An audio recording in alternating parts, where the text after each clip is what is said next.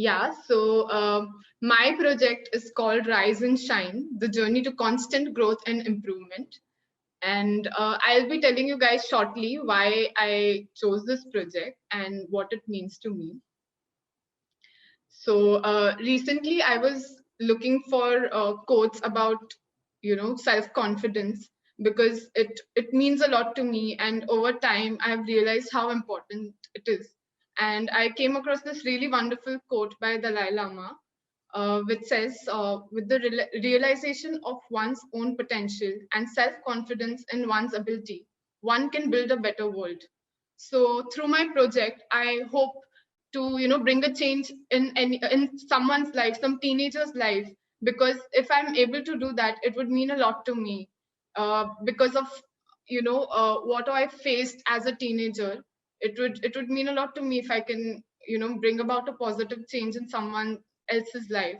And if I can even take a small step in making the world a better place. So firstly, I would like to tell a bit about how I was as a child and as a teenager. Usually people say that there are so many children who are so talented, they are born with so many talents, but I don't think I was one of them. I had to work very hard to build my skills and my talents. And um, but I did have one skill, and that was leadership. Usually when children go to school on their first day, they cry and they are not willing to go to school, or they don't want to let go of their parents because they are very scared. It will be a new place, there'll be new people. But I wasn't like that. On the first day of my school, I was trying to console the children who were crying. I was telling them not to cry, that it was okay.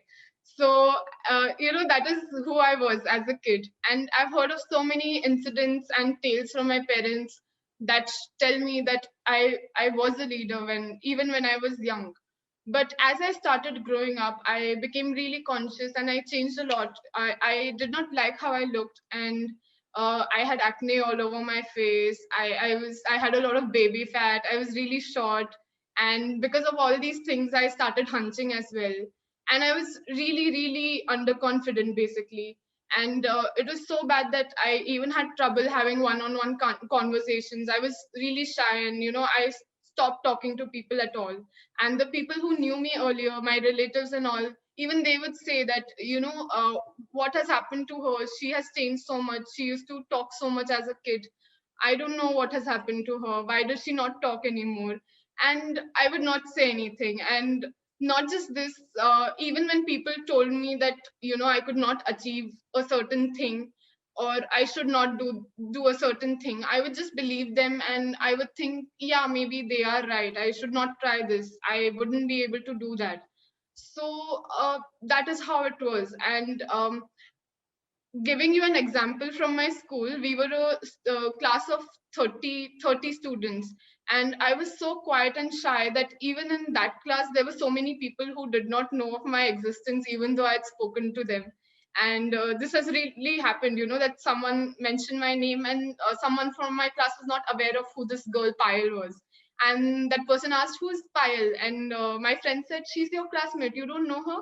And I'd spoken to this person. So that is the kind of impact I would leave. I was so shy that I would not talk. I would just sit in one corner of the class and would never express my opinions or anything. So it was pretty bad, actually. That is not how any teenager would want to be, so underconfident and, not able to express their opinions. And even if someone would tell me something and I knew it was wrong, that I should react, I should, put forward my opinion, I wouldn't do that because I was so scared of expressing myself. I just wouldn't.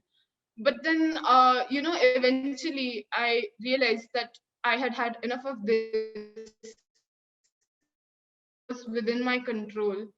So I started working on myself, and it wasn't an easy journey. It was really difficult because I did not know how to go about it. There was no one to help me as such, because there were a lot of people who did support me, who told me I could do it, that I was good. But I myself didn't believe that I was good enough. And, when you don't believe in yourself, it's very difficult for the world to believe in you. So that is what happened with me. Like, people used to think she's really quiet, so she doesn't have opinions, she's not intelligent. But that was not true. Usually they say the quietest people are the ones who are the most observant. And that is really true. I do agree with that. So, this is how it was. But I started working on myself. I wanted to change. And slowly, when I started seeing the improvements in myself, I knew that, this was really good. It was changing me slowly and steadily. And that is how I developed the passion to, keep growing, to keep improving. And now I'm someone who is always aware of my weaknesses and my strengths. And at every point of time, I, work on at least a small thing. Maybe it might not be something very big, but I'm always working on something or the other. And I just love it so, so much. And this is why, so yeah, initially I did not know there were more people like me, but I was just, 1 second, how do I, why is this stuck? Okay, sorry. Yeah, okay. Sorry, yeah. So I was just researching about this project. So I came to know that I was not the only teenager who felt this way. There is this website called Stages of Life, and they did this survey with over 80,000 students. And they got to know that 95% of the teens have felt inferior at some point of their time. And these are just teens, so there might be so many other people who don't fall in their bracket, who must have felt this way. And the teenagers, all the people who were part of this survey, they were asked to list down three major things that made them feel inferior.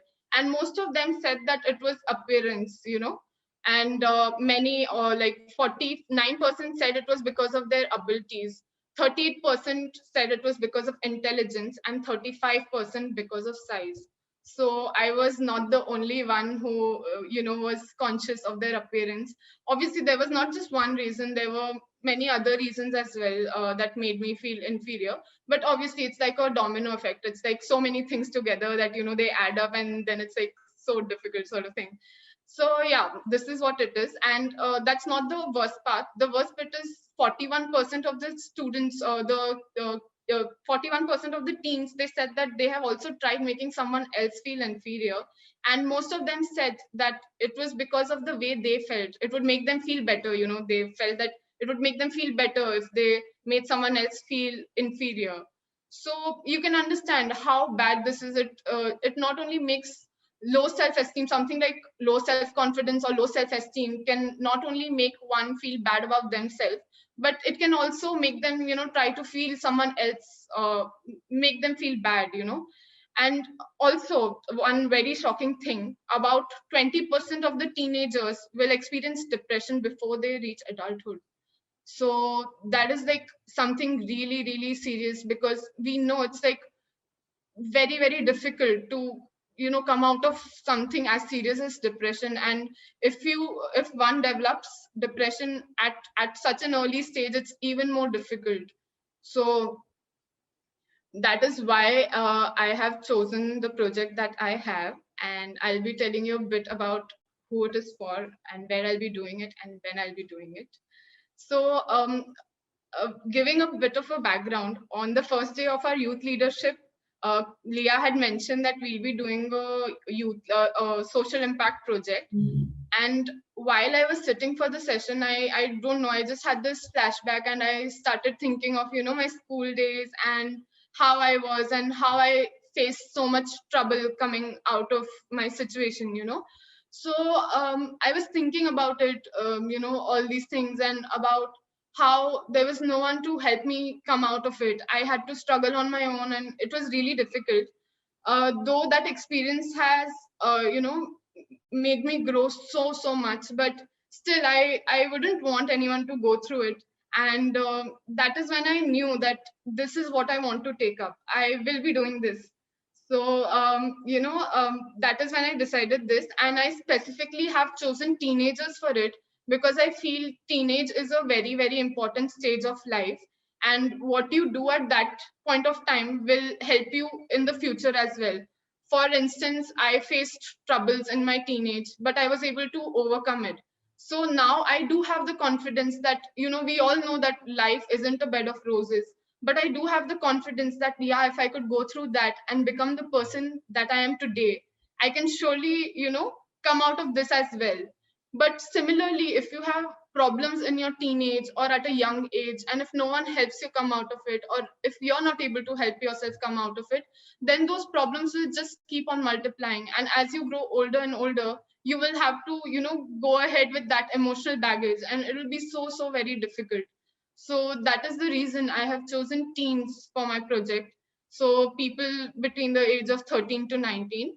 And I have specifically chosen people from the underprivileged backgrounds because, in my country, India, there are so many people who don't even have proper access to education. Their parents may not be able to afford it. And I was someone who was from a private school, and thankfully my parents could afford all that, but still I faced so many issues. And when I think of someone whose parents may not even be able to afford education for them, and when I think of their confidence levels, or their ambitions, it's really sad, because who's going to help them? Maybe because someone who is privileged enough to afford classes or something for their development, even they have so many issues nowadays. But what about people who can't afford it? What about them? So I want to be someone who can think of these people and do something for them. My parents have always taught me to, give back to the society, and we were also taught this in the youth leadership program. So I do want to do that, because in my past, since a very young age, like since quite many years, I have always tried helping such students financially, the ones who can't afford education. Once in a while I do try helping them, but I've never done something of this sort where I go and volunteer or try helping someone out. So now I want to be able to do that as well, because giving money is good, it is good, it's better than doing nothing. But still, volunteering is obviously better. Giving your time is the most precious thing, which you can't equate that to just giving money. Anyone can give away money, anyone who has it, but giving time is something different. It's obviously more precious. So that is why I chose teens from the underprivileged backgrounds. And where will it take place? I want to take this offline, because firstly, I'm someone who gets really, really conscious on camera. I still prefer, talking to people one on one. Cameras make me really conscious, and somehow, since my target is the underprivileged teenagers, I don't want anyone to miss out on this because of some issues such as network connection or something of that sort. So I want to make sure this is available to everyone. And also, I somehow am a little old fashioned, and I prefer offline things rather than Zoom or something of that sort. So I don't know, it just adds a personal touch. So that is why I want to take this offline, and with certain NGOs that can probably help me out with the students. If they have such students who fall in that age bracket, I would love to do that. And when? Yeah, that's a good question, because as we all know, this corona thing has just, it was so sudden, and it's still going on. So I wouldn't be able to take this up till the vaccines are out and everything's a bit better. But I really hope to do this soon, because I I just, there's so many people to help, and even if I can take a small step at a time, it will just make me really happy, because uh, when you work so much on yourself, and if your knowledge can help someone even a bit, it I think it will be really amazing. Like, I will have to experience it surely, but yeah, I think it will be really good, and it will make me really happy. So yeah, that is there. And taking you through the objectives of my project. So first is to develop self-awareness, because over the years I've realized that developing self-awareness is really important, because when you start working, the first step to work on yourself is to know that there is something wrong, or something not necessarily wrong, actually, that is just a perspective, something that you would want to change, something that you would want to improve. So that is the first step. Until you don't know that you may want to change something, or you want to be better at something, you can't do that. So self awareness is very important aspect. And over the years, I've just, tried becoming more and more self-aware. And actually, even our youth leadership program, the first half of it focused mainly on self-awareness and on self-leadership. Because, if you can't lead yourself, you can't lead anyone else. And that is really very important in today's world. You have to be self-aware. You need to be aware of the environment, obviously, but firstly, you need to be aware of yourself. Because the world outside can tell you anything, and you should know whether they are right or not. For instance, many a times, even now, people, they tell me, okay, this or something, then I think about it, and I think whether I really need to change that thing, or whether they're just someone who wants to talk, sort of thing. And if I actually feel I want to change this and I need to change it, I try working on it. Maybe it might not be easy, some things might take ages, to work on. But the first step is self awareness. You need to know that you want to change this thing or work on it. So that will be one of the objectives of this program. The second will be to make them understand the importance of mental health, because we all know that mental health is very important. And in earlier times, there used to be the stigma about mental health. People used to not talk about it. It was not okay to talk about it. That is there still in today's world, but still it has reduced. And now people are starting to understand that it's so very important to have a good mental health. Because you may have a lot of money, you may have everything that you want, but if you don't have good mental health, then that can be an issue. So I would want to tell them about this, because if you know of such things from a younger age, I think it helps you a lot. Like, I did not know about these things. And I am starting to, I have realized all these things now, but had I known about these things back then, it would have helped so much more, you know. So that is there. And plus, third, I would want to tell them how important it is to grow constantly. Because, if you have that drive within you that, yeah, I want to grow, I want to keep growing, I don't want to stop, that is very important in today's world. Because it's today's world is so very competitive. People all around are so very good. But I'm not saying that you should try comparing yourself with others, or you should say that, oh, this person's better, or there'll be someone who will always be better than you. But what I feel is that one should focus on themselves, and every day they should try being a better version of themselves. Because at the end of the day, we should know that we are good enough, or that we have come a long way. And it doesn't matter if someone else thinks that you have not grown much or whatever. So it should be for yourself alone that you want to grow. And I'm really happy that through some incidents, I came to such a state that I did want to grow, and I wanted to keep growing. So I want them also to know how important it is to grow. And fourthly, to develop a positive outlook towards life. This is also very important, because I feel even self confidence, it impacts so many things.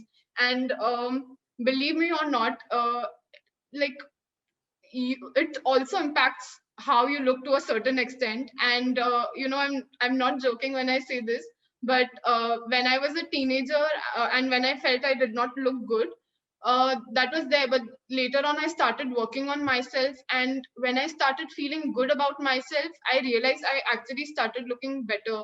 And very recently, I came across a few photos of mine, a few pictures of mine from my teenage years. And I looked at those pictures, and I was so very surprised, because I looked really sad in them. I I was not able to believe that is how I look, because I don't know, I saw those pictures after ages. And I did know, obviously, I was not too happy at that time, and there were so many things going on. But I had not seen my picture recently, and when I saw those pictures, I was really surprised, because I looked so sad. And then I realized, oh God, my how I felt life was at that point was so very different. And today I know that life does have difficulties for everyone at some point of time, but I know that it will get better someday. So I have developed that positive outlook towards life, and I want to make sure that, or at least try, actually, not if not make sure to inculcate that in these youngsters as well.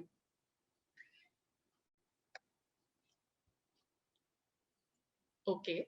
So I had also analyzed the strengths, opportunities, weaknesses, and threats of my project, and I would like to share them with you. So a few of the strengths are that firstly, this project is based on my personal experience, and I do know that I have gone a long way from where I started, and obviously there is a long way to go. And it's not like I'm the best or something, but I know that maybe I can bring even a small impact in these children's life, and if I can make them so self-reliant that they would want to help themselves and grow themselves, that would be really really great, like so that is one of the strengths. And secondly, my project does not involve any funds because I will be doing this on my own. It's not like I'll be charging the children or the NGOs, and neither will they be charging me. And also apart from that, I do know a few people who will be more than happy to help me out, like my family members or even my friends. So there will be no investment in this project as such, so that's a good aspect, because I don't need to go out and look for people to fund my project. So that is there. And there are a few opportunities as well. One is that, as I mentioned, that the awareness of mental health, importance of mental health is increasing. Also nowadays people are realizing that it is very important to keep developing your skills or keep growing, because you can't stay where you are. You can't be like the frog in a pond, and who's not moving at all. You need to move around, you need to grow. So that is a good thing. I feel that the NGOs that I approach, they may be they could be very happy about this, because everyone's realizing the importance of these things, about being self-aware, about being confident, and about mental health as well. And the second thing is collaboration, because even in my cohort, I don't know if you guys attended the other presentations or not, but there were quite many presentations that I won't say they were same, like the target group was different and many things are different. But these many of these presentations were similar in many aspects. And I'm sure even if we go outside and if we check, there'll be like so many programs which may be like mine. Maybe they might not be free, they might be charging or something of that sort, but they may be similar. So I don't want to see these projects or these people as threats, but instead I want to see them as opportunities to collaborate. Because I'm sure that I would be more than happy to help people from my cohort, or even if there's someone else and I know they would do the same for me. So that is another opportunity for my project. And one of the weaknesses that I could think of was that I don't know when I can be able to start this project because of Corona. And I really do hope that I can do it soon, but I really don't want to take it online. And I'm like, you know, pretty sure I want to do it offline only. So yeah, it may take like 5 or 6 months or maybe more than that. So that is one of the weaknesses. And coming to the threats, firstly, there may be a lot of triggers in the students or in me, because this is a very sensitive topic, and many a times, even when I speak about it, I get very emotional, or maybe the students may get emotional. So, since this is a very sensitive topic, there can be triggers. And I'm not very experienced. Of course, this would be like the first time if I would be taking this up, whenever I'll be taking this up. And yeah, there will be people around to help me out, like the people from the NGOs, and I'm sure my mentors as well. But still, it's like a little it is a threat. And there may be students who may want to drop out of the course because of this, because there may be some trigger which they feel is very severe, and they would say like, oh no, we don't want to go ahead with this. So that can be another threat, students dropping off because of triggers or something of that kind. So that is there. And also taking you through the plan of action. So the first thing obviously that I'll have to do would be to approach relevant NGOs. I do have a few NGOs in mind, and I would be talking to them and pitching my plan, explaining to them how this project will help the students and why they should go ahead with it and why I would be a good choice. So once I do that, and I'm I have convinced some NGO and I've got my students, I would also have to think of timings and days, etc. I will have to work this out with the NGO and obviously with the teenagers who are there who will be part of my program. After that, I would want to assess the group, because everyone is so very different. No two people can be similar. So I would obviously have to see what the batch needs, like what are their goals, what are their requirements from this project of mine, and I would have to see all that and develop a plan accordingly, like what I'm going to teach, etc. I'll have to develop that according to the students, because obviously I can't say that this is a box, everyone has to fit in this. I'll have to develop something according to those students, so that will have to be done next. And I don't want to keep a very big batch, firstly because this is the first time that I'll be doing this.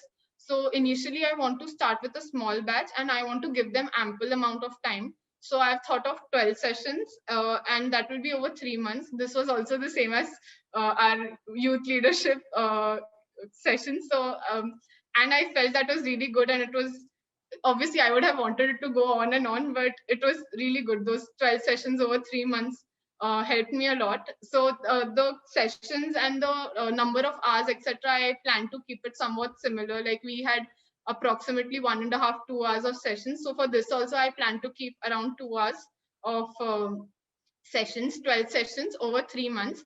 And I'll see if there may be a requirement to increase the sessions or something, then I'll see it how, according to how it goes. So that's there. Plus, I will start with a cohort of 5 people, because initially I want to see how comfortable I'm with it, because it will take time for me also. Obviously, this would be the first batch. And max to max in the first batch, I'll take 10 people, not more than that. And maybe later on, when I'm more comfortable and I know I can handle more teenagers, then I may increase the size later on. So this is there. Also, now I'll be talking about the sessions that will be covered in my project. Firstly, I would want to provide a safe space to the teenagers, because I don't want them to feel like they're being judged, or that they can't share with me. So that is very important. Creating a bond is very important with them, because only when someone is comfortable with you, then that is only when they will share, or they'll be okay with with coming for these sessions. Otherwise they'll feel that we don't want to talk about our fears, or we don't want to talk about our goals or anything, and then this will not be helpful at all. Because firstly, if I plan to help them, they will have to let me do that, and for that they will have to open up to me, and they'll have to tell me what they feel. So that is really important. So that will be what I'll be offering, a safe space. And the sessions covered, as I mentioned earlier as well, mental health, I feel it is really very important, because finally at the end of the day, what helped me come out of my low self confidence was yoga, I would say. Because I started doing yoga when I was 13, and that helped me a lot. When I started seeing, as I mentioned, I used to be really chubby as a kid, and that was one of the things that made me conscious. So doing yoga, I saw a lot of positive changes in me, and not only like physically, even mentally I started changing. And yoga has become something that is so very important for me, that even if I have something very important, I don't miss yoga. And it has become such an integral part of my life that sometimes if I'm not able to do it, I feel like something's missing. And it's been like some 12, 13 years since I started doing yoga. So that is there. And mental health is important, so that will be one of the sessions that would be covered. And also there'll be I would make them do activities, or make them find out activities that help them expressing themselves. So for instance, in my case, yoga is one of them, as I mentioned. Another is also cooking. I love cooking, and whenever I feel stressed, or even if I'm very busy, I just love cooking, and it helps me relax so much.